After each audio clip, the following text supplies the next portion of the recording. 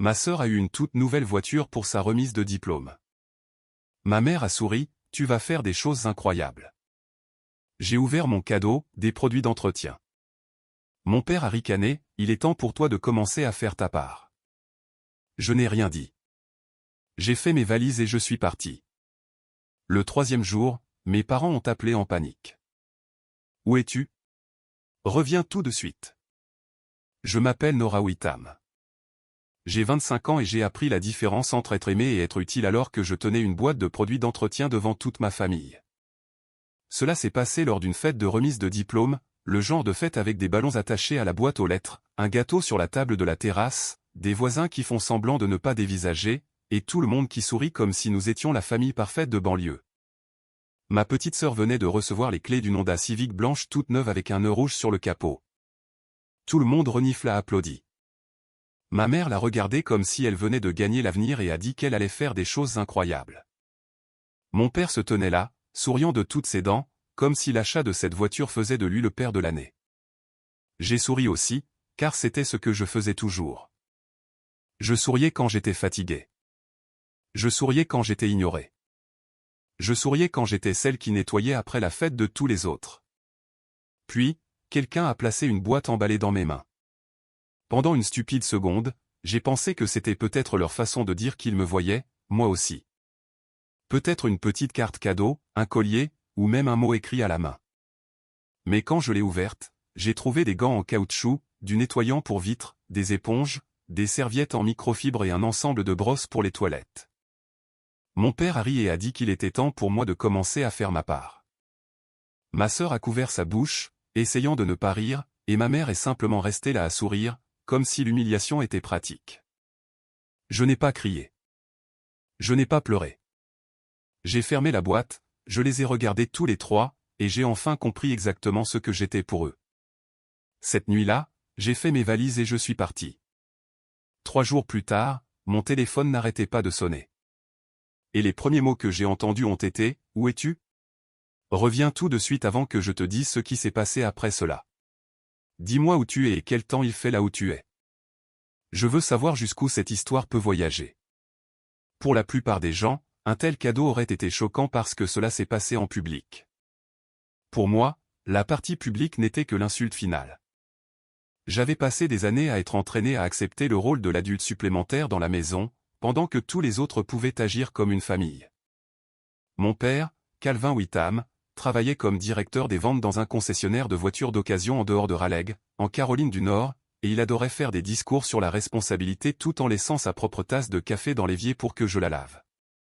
Ma mère, Monica Whitham, travaillait à la réception d'un cabinet dentaire, et elle se souciait davantage de l'apparence de notre famille de l'extérieur que de ce que l'on ressentait à l'intérieur. Elle disait toujours, « Nora, tu es l'aînée, donc les gens attendent plus de toi. » Cette phrase m'a suivi depuis le moment où j'ai été assez grande pour plier des serviettes. Ma sœur Belle avait 18 ans, elle était assez bruyante, et protégeait des conséquences comme si elles étaient des intempéries dangereuses. Si elle oubliait de ranger sa chambre, elle était débordée. Si j'oubliais une machine de linge après le travail, j'étais égoïste. Si Belle rentrait tard, on me demandait pourquoi je n'avais pas pris de ses nouvelles. Si Belle manquait une date limite à l'école, on me demandait pourquoi je ne la lui avais pas rappelée. À 16 ans, je travaillais à temps partiel dans un magasin d'expédition et d'impression, j'achetais mes propres vêtements, je payais ma propre facture de téléphone, et on me disait toujours que je devais contribuer davantage. Je programmais les rendez-vous, je payais les factures en ligne, je comparais les prix des courses, j'organisais les documents fiscaux et je tenais un calendrier sur le réfrigérateur pour la vie de tous les autres. Personne n'appelait cela du travail parce que je n'étais pas payé. Ils appelaient cela donner un coup de main. Je ne comprenais pas la différence à l'époque. Je pensais que si je travaillais assez dur, que je restais assez discrète et que je ne me plaignais jamais, un jour ils diraient, « Nora, nous voyons tout ce que tu as fait. » Ce jour n'est jamais venu. Ce qui est venu à la place, ce sont plus de corvées, plus d'attentes et plus de rappels que Belle avait besoin de soutien alors que je devais m'endurcir. Je n'étais pas jalouse de ma sœur. Je ne voulais pas de ses fêtes, de ses vêtements ou de ses photos parfaites. Je voulais une chose ordinaire. Je voulais que mes parents me regardent sans avoir besoin de quelque chose de ma part. 1 an avant la fête de remise de diplôme, j'avais commencé à économiser de l'argent sur un compte séparé. Je l'appelais mes économies d'urgence, mais au fond de moi, je savais que c'était l'argent de la fuite. J'avais un emploi stable à l'imprimerie. Le soir, je faisais de la comptabilité en travailleur indépendant pour une boulangerie, un salon de manucure et une petite entreprise d'aménagement paysager. La même compétence que ma famille utilisait gratuitement était quelque chose pour laquelle des étrangers me payaient réellement en euros. 2 semaines avant la remise de diplôme, j'ai entendu mes parents parler dans la cuisine. Mon père disait que le paiement mensuel serait élevé, mais qu'elle avait besoin de quelque chose de fiable. Ma mère disait que les gens seraient impressionnés si Belle arrivait à l'université dans une nouvelle voiture. Je suis intervenu et j'ai demandé s'il pouvait se le permettre. Mon père a eu l'air agacé et a dit « Ne commence pas, Nora. Ta sœur mérite un bon départ. » Ma mère a dit que j'avais l'air amer. C'était la première fois que quelque chose s'éteignait en moi, car j'ai réalisé qu'ils avaient passé des années à utiliser mon avenir pour soutenir le sien. Et d'une certaine manière, j'étais toujours l'égoïste pour l'avoir remarqué. Le jour de la fête de remise de diplôme de Belle a commencé avant le lever du soleil pour moi. La célébration était pour elle, mais c'était moi qui allais chercher le gâteau, plier les serviettes, déplacer les chaises de la terrasse, remplissais les glacières de glace et nettoyais la table extérieure parce que ma mère disait que les invités remarquaient les détails. Belle a passé la matinée à se faire boucler les cheveux et à se plaindre que les ballons dorés ne correspondaient pas exactement à sa robe. Ma mère n'arrêtait pas de dire que cela devait être spécial parce que la remise de diplôme du lycée n'arrive qu'une fois. J'avais envie de dire que beaucoup de choses n'arrivent qu'une fois, comme avoir 25 ans et réaliser que l'on est du personnel non rémunéré dans sa propre maison. Mais j'ai gardé le silence. À 2:00 de l'après-midi, le jardin ressemblait à une publicité pour un style de vie familial. Il y avait une banderole blanche et dorée qui disait « Félicitations, Belle ». Un grand gâteau avec des fleurs en crème au beurre, des distributeurs de limonade, des tables pliantes, et des voisins qui arrivaient avec des cartes et des sourires forcés. Mon père portait sa meilleure chemise à manches courtes boutonnée, celle qu'il portait quand il voulait paraître prospère. Ma mère n'arrêtait pas de toucher l'épaule de Belle comme si elle présentait un prix au quartier. Je me tenais près du porche avec un sac poubelle caché derrière les marches, car je savais déjà qui nettoierait quand tout le monde partirait. Pendant la première heure, j'ai joué mon rôle à la perfection. J'ai souri aux proches. J'ai rempli les verres. J'ai pris des photos quand ma mère m'a mis son téléphone dans la main. Personne n'a demandé comment j'allais. Une tante a demandé si je travaillais toujours dans ce petit café. Et avant que je puisse répondre, mon père a dit « Nora est stable. C'est ce qui compte. Stable. Pas intelligente, pas travailleuse, pas ambitieuse. Stable comme une table qui pourrait supporter le poids de tous les autres. » Puis mon père a tapé dans ses mains et a dit à Belle de venir devant. Les gens l'ont suivi dans l'allée, les téléphones déjà levés.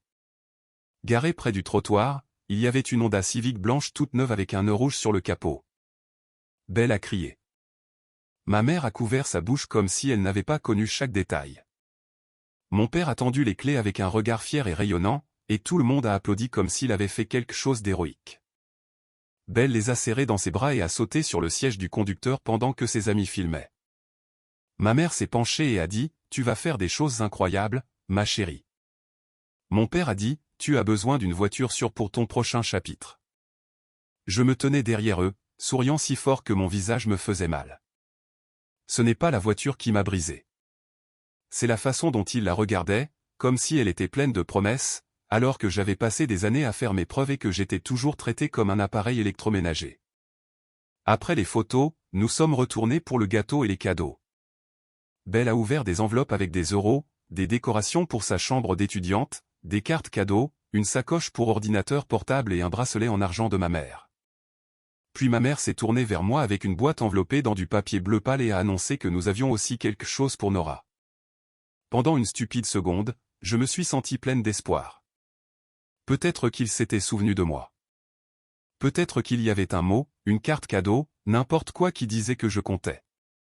J'ai décollé le ruban adhésif avec précaution. À l'intérieur, il y avait des gants en caoutchouc jaune, du nettoyant pour vitres, du spray désinfectant, des éponges, des serviettes en microfibre et un ensemble de brosses pour les toilettes encore sous plastique. Mon cerveau a refusé de le comprendre.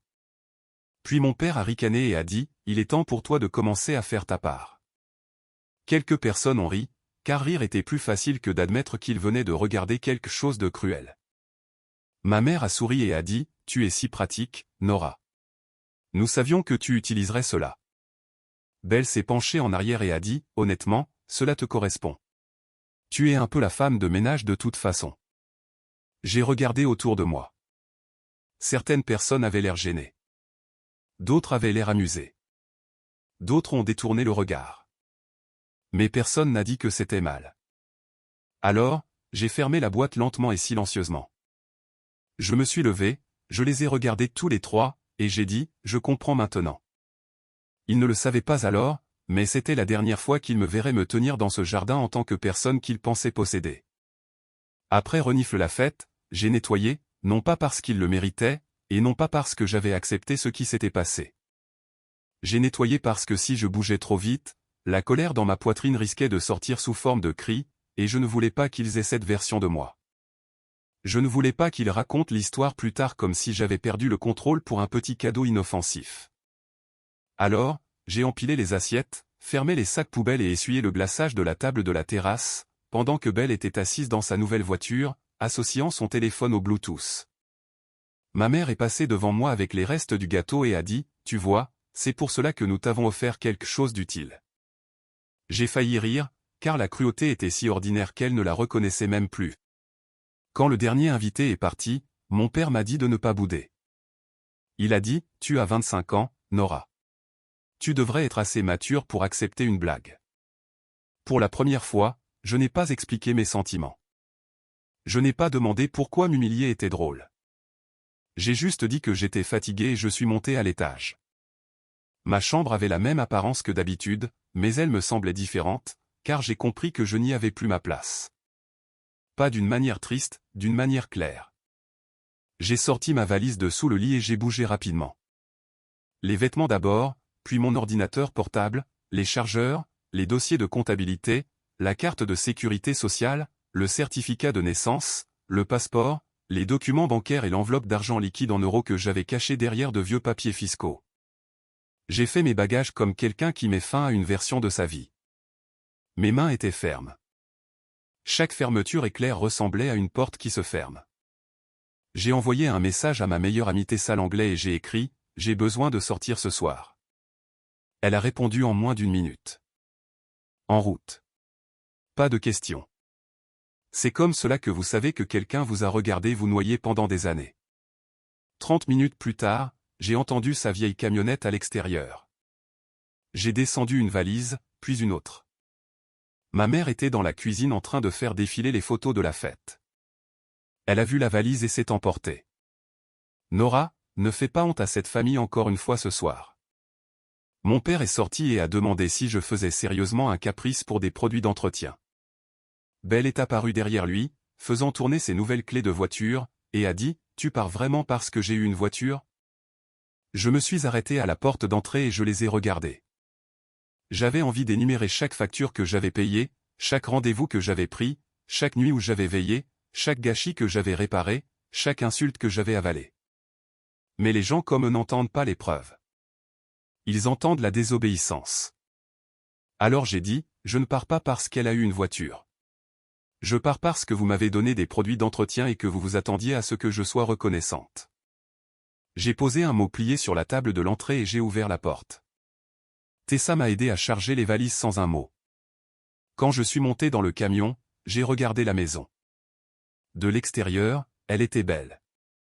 À l'intérieur, j'avais passé des années à être utile au lieu d'être aimé. Sur la table de l'entrée, mon mot disait « Je ne suis pas la femme de ménage. Je suis votre fille. » J'avais besoin que vous connaissiez la différence. Tessa m'a conduite à son appartement à Raleigh. Le lendemain matin, je suis allé travailler comme d'habitude. Mon téléphone a vibré toute la journée. Ma mère a envoyé « Tu m'as profondément blessé ». Mon père a envoyé « Rentre à la maison quand tu auras fini d'agir de manière puérile ». Belle a posté une photo de sa voiture avec la légende « Certaines personnes ne peuvent pas supporter que quelqu'un d'autre soit heureux ». Je n'ai pas répondu. Ce soir-là, j'ai postulé pour un petit studio près du travail. La peinture était vieille, la lumière de la cuisine clignotait et l'espace était minuscule. Mais quand j'ai signé le bail, j'ai ressenti quelque chose que je n'avais pas ressenti depuis des années. De l'espace. 2 jours plus tard, j'ai emménagé avec 2 valises, un matelas gonflable, une table pliante et un ensemble de vaisselle acheté dans une friperie. La 3e nuit, juste au moment où je m'endormais, mon téléphone s'est de nouveau allumé. Cette fois, ce n'était pas de la culpabilité, c'était de la panique. Le premier appel est venu de ma mère à 7h14 du matin. Je me souviens de l'heure exacte parce que je lassais mes chaussures pour le travail, debout à côté de mon matelas gonflable, fier d'avoir fait du café dans ma propre minuscule cuisine. J'ai failli l'ignorer, mais le téléphone continuait de sonner, alors j'ai répondu. Avant que je puisse dire bonjour, la voix de ma mère a retenti, aiguë et essoufflée. Nora, où es-tu? Reviens tout de suite. Pas est-ce que tu vas bien? Pas nous sommes désolés. Pas tu nous manques. Reviens tout de suite. J'ai regardé la seule tasse dans mon évier et j'ai demandé ce qui s'était passé. Elle a commencé à parler si vite que les mots se chevauchaient. La compagnie d'électricité avait envoyé un avis de retard de paiement. Les documents d'assurance automobile de Bell n'étaient pas là où ils devaient être.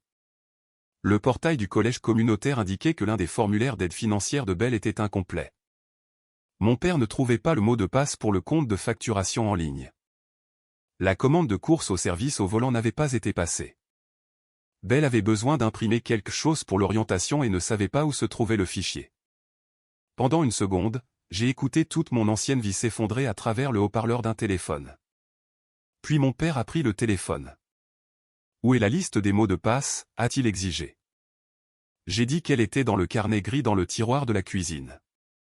Le même carnet dont je leur avais parlé au moins 6 fois. Il s'est emporté en disant qu'il avait cherché là et que ce n'était pas organisé. Le carnet était classé par ordre alphabétique, par code couleur et étiqueté par catégorie. Ce qu'il voulait dire, c'est qu'il ne s'ouvrait pas tout seul pour résoudre son problème. Il m'a dit que je devais rentrer à la maison avant que les choses n'empirent. J'ai dit que j'étais en route pour le travail. Il a dit, c'est plus important que ton petit travail. C'est à ce moment-là que le dernier fil de culpabilité à l'intérieur de moi s'est consumé. Mon petit travail était la raison pour laquelle j'avais des économies. Mon petit travail était la raison pour laquelle je pouvais partir. Mon petit travail me respectait plus que ma propre famille. Je lui ai dit que je ne viendrais pas. Ma mère est revenue au bout du fil, plus douce maintenant, ce qui signifiait qu'elle changeait de tactique.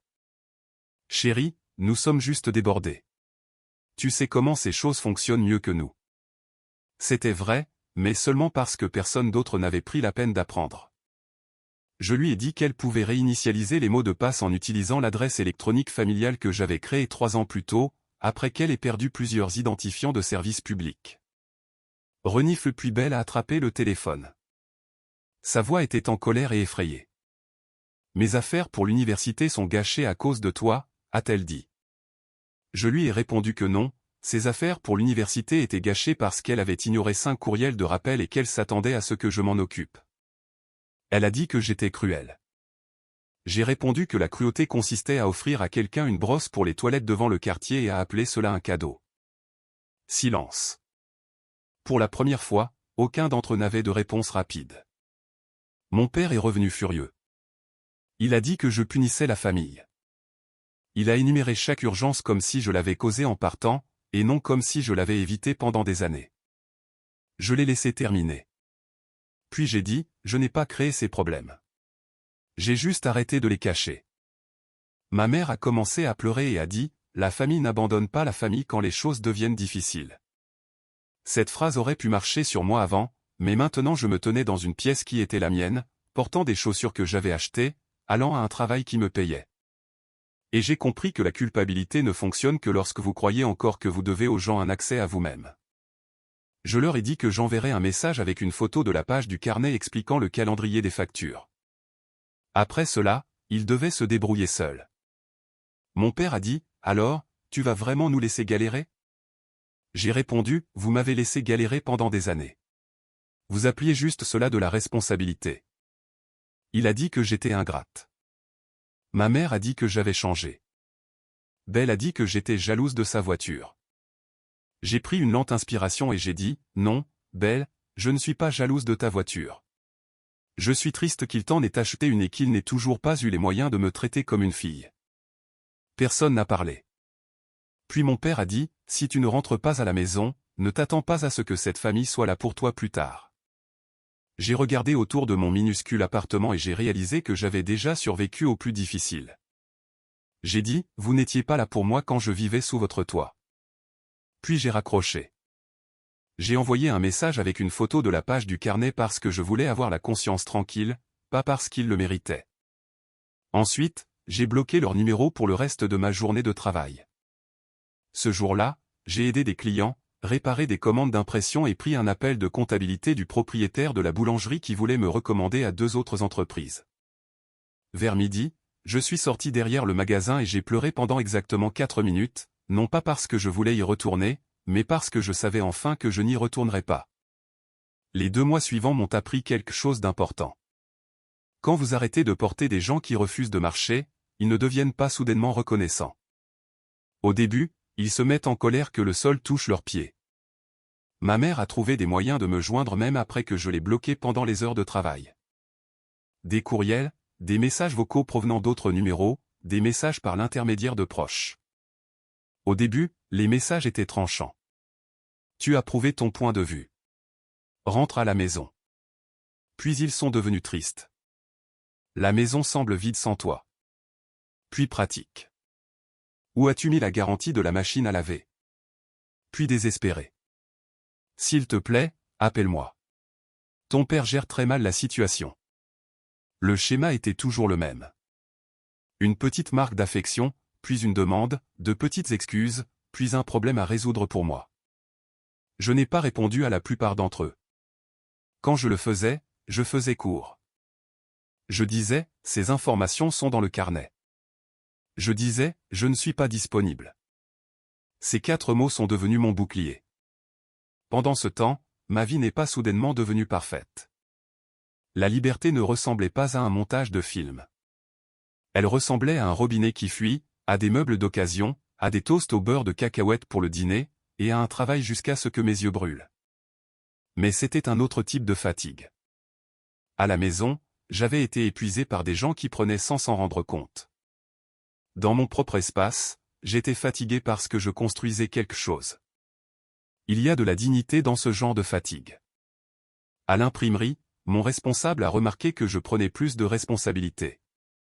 Je gérais les plaintes des clients mieux que quiconque, car après ma famille, un client en colère avec une commande d'affiches manquantes ne me faisait pas peur.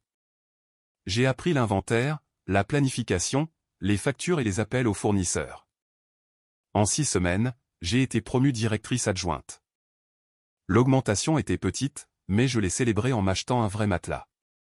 Mon travail de comptabilité s'est également développé. Le propriétaire de la boulangerie m'a recommandé à un fleuriste et le fleuriste s'éclaircit la gorge m'a recommandé à une entreprise de toilettage pour chiens.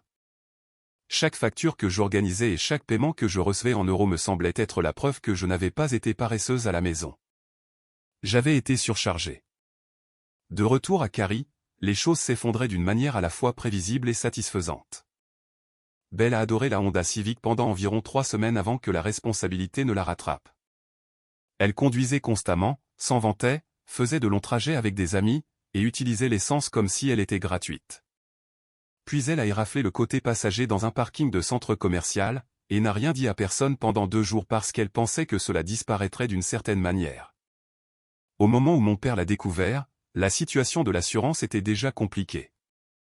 La police n'avait pas été finalisée correctement parce qu'il supposait que je vérifierais les papiers. Je ne l'avais pas fait. Ce n'était pas ma voiture. Le coût des réparations en euros était plus élevé que prévu. Le paiement mensuel était déjà serré. Et mon père a commencé à mettre les dépenses de la maison sur des cartes de crédit. Cela aurait pu rester privé. Sauf qu'il travaillait dans un concessionnaire. Et les gens dans les concessionnaires remarquent les problèmes de voiture. Ils remarquent les retards de paiement. Ils remarquent quand l'homme qui se vante de ses responsabilités se dispute soudainement avec des prêteurs pendant sa pause déjeuner. Son image s'est fissurée. Et pour mon père, l'image avait toujours représenté la moitié de sa personnalité. Ma mère n'a pas non plus bien géré le changement sans moi pour faire les listes de courses, les rappels de rendez-vous et les plannings de nettoyage. Elle est devenue frénétique. Elle a dû quitter le travail tôt à 2 reprises parce qu'elle avait oublié des rendez-vous qu'elle avait elle-même pris. Elle s'en est prise à Belle pour ne pas l'avoir aidée et Belle a répliqué parce qu'on n'avait jamais attendu d'elle qu'elle aide. Leur petite équipe parfaite s'est retournée contre elle-même une fois que la personne qui absorbait toute la pression était partie. Des proches ont commencé à m'appeler pour me dire que ma mère pleurait, que mon père avait l'air stressé et que Belle avait des difficultés. Une cousine a dit de peut-être juste les aider pour cette fois. J'ai demandé si elle avait proposé de payer la facture de la voiture. Elle est devenue silencieuse. Les gens adorent faire don de votre paix quand cela ne leur coûte rien. Le plus grand coup est survenu quand Belle a manqué une date limite au collège communautaire pour une série de cours qu'elle voulait. Elle avait reçu les courriels. Elle les a ignorés. Ma mère supposait que je les lui rappellerais. Mon père supposait que ma mère s'en occupait. Belle supposait que tout le monde arrangerait la situation. Le cours était complet. Elle a dû suivre des cours du soir et prendre un emploi à temps partiel dans une boutique de smoothies au centre commercial pour couvrir l'essence et les factures de téléphone. La première semaine, elle a posté des citations dramatiques sur la famille toxique. À la 4e semaine, elle a cessé de poster autant. Un soir, mon père m'a laissé un message vocal provenant d'un numéro que je ne reconnaissais pas. Il a dit que le paiement de la voiture était en retard, que l'assurance était plus chère et qu'ils avaient besoin de quelques centaines d'euros pour finir le mois. Il n'a pas dit désolé. Il a dit, tu sais que nous le ferions pour toi. J'ai supprimé le message vocal. Une semaine plus tard, il a envoyé un message, si on nous enlève cette voiture, ce sera de ta faute. Cette phrase m'a tout dit. Il n'apprenait pas le regret. Il cherchait quelqu'un à blâmer. Alors, j'ai conduit ma Toyota Corolla d'occasion, celle que j'avais achetée avec mon propre argent, pour aller au travail le lendemain matin avec les vitres baissées et la radio à bas volume. Elle avait des rayures sur le pare-choc, mais chaque bruit qu'elle faisait était honnête. Personne ne me l'avait donnée pour me contrôler. Elle était à moi. C'était suffisant. La confrontation finale a eu lieu un jeudi soir pluvieux, près de 3 mois après mon départ. Je venais de rentrer du travail avec des courses dans une main et la sacoche de mon ordinateur portable sur l'épaule, quand je les ai vus se tenir à l'extérieur de mon immeuble. Mon père, ma mère et Belle. Pendant une seconde, mon corps a réagi avant mon esprit. Ma poitrine s'est serrée. Il semblait plus petit en dehors de la maison. Dans mes souvenirs, mon père remplissait chaque pièce avec ses opinions. Ma mère contrôlait chaque conversation. Belle flottait à travers la vie comme si les conséquences étaient pour les autres. Mais sous la faible lumière jaune près de l'entrée, ils avaient juste l'air fatigués. Les cheveux de ma mère étaient en désordre. La chemise de mon père était froissée. Belle portait le sweat à capuche de sa boutique de smoothies et gardait les bras croisés comme si elle avait froid. J'ai demandé comment il m'avait trouvé. Ma mère a prononcé le nom de Tessa avec amertume, comme si mon ami avait trahi la famille en m'aidant à y survivre. Je ne les ai pas invités à monter tout de suite. J'ai attendu. Mon père a commencé en premier. Il a dit qu'ils devaient parler comme des adultes. Il a dit que les choses avaient dégénéré. Le paiement de la voiture était en retard. L'assurance avait bondi. Les cartes de crédit étaient presque au maximum. S'ils ne payaient pas bientôt, la voiture pourrait être saisie. Ma mère a commencé à pleurer avant qu'il ne termine. Elle a dit que la maison était en désordre sans moi. Elle a dit qu'elle n'avait pas réalisé à quel point j'en faisais. Elle a dit que ma présence lui manquait. Pendant une brève seconde, j'ai voulu croire que c'était la vraie phrase. Ta présence m'a manqué. Mais ensuite, elle a ajouté, nous avons juste besoin que tu rentres à la maison pour un petit moment, jusqu'à ce que nous nous remettions sur pied. Voilà. Pas rentre à la maison parce que nous t'aimons. Pas rentre à la maison parce que nous t'avons blessé et que nous voulons réparer cela. Rentre à la maison jusqu'à ce que nous nous remettions sur pied. Ce qui signifiait, rentre à la maison et porte-nous à nouveau. Belle a finalement parlé. Elle n'était pas suffisante cette fois. Elle a dit qu'elle était fatiguée, que le travail était plus dur qu'elle ne le pensait, que l'école était déroutante et que la situation de la voiture stressait tout le monde. Puis elle m'a regardé et a dit, tu as toujours été doué pour ces trucs-là. J'ai attendu les excuses qui auraient dû suivre. Je suis désolé d'avoir ri de toi. Je suis désolé de t'avoir appelé la femme de ménage. Je suis désolé de les avoir laissés t'utiliser parce que cela m'avantageait. Mais elle n'a rien dit de tout cela. Renifle, elle m'a juste regardé comme si ma compétence était encore quelque chose qu'elle devait être autorisée à utiliser. Je les ai laissés monter pendant 10 minutes. Mon studio était propre, simple et petit. Un lit contre le mur, une table de friperie, 2 chaises, une minuscule cuisine, une étagère de dossiers de comptabilité et une plante que Tessa m'avait donnée. Ma mère a regardé autour d'elle et a dit, « Nora, tu vis comme cela. » J'ai posé les courses sur le comptoir et j'ai dit, « Oui, et personne ici ne se moque de moi. » Mon père s'est assis à la table et a dit qu'il était désolé pour le cadeau. Il a dit que c'était une blague qui était allée trop loin. Je lui ai demandé quelle était censée être la blague. Explique-la moi. Qui avait-il de drôle à offrir à ta fille des produits d'entretien après avoir offert à sa sœur une toute nouvelle voiture? Il a ouvert la bouche, l'a fermée et a détourné le regard. Ce silence était ce qu'il s'était le plus rapproché de l'honnêteté. Ma mère a murmuré qu'il n'avait jamais eu l'intention de me faire sentir mal aimé. J'ai répondu que l'intention n'effaçait pas l'impact. Puis je leur ai dit la vérité. Je n'étais pas en colère parce que j'avais des corvées. J'étais en colère parce que les corvées étaient devenues mon identité. Je n'étais pas blessé parce que Belle recevait de l'aide.